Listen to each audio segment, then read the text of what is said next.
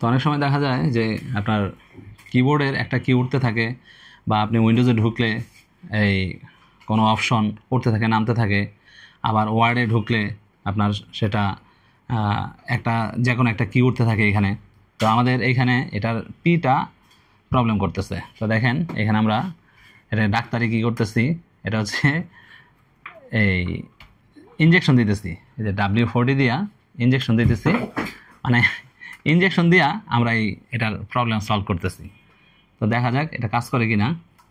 ওকে, দেন এখন ট্রাই করেন। এই যে দেখেন এখন পি উঠতেছে, এতক্ষণ পি উঠতেছিল না, এখন কিন্তু পি উঠতেছে। ওকে, এই যে ওকে, তারপরে ব্যাক স্পেসও অনেক কাজ করতো না, এখন ব্যাক স্পেস কাজ করে কিনা, ব্যাক স্পেসও কাজ করতেছে। ওকে, ব্যাক স্পেস দিয়ে কাটতেছে। ওকে, হ্যাঁ, একটা বা দুইটা কিতে যদি এরকম প্রবলেম হয় সেক্ষেত্রে আমরা এই ফর্মুলাটা ইউজ করতে পারি। বাট আপনার যদি এক সারিতে এইভাবে প্রবলেম করে সেক্ষেত্রে হচ্ছে কিবোর্ডের যে লেআউট আছে সেই লেআউটে প্রবলেম।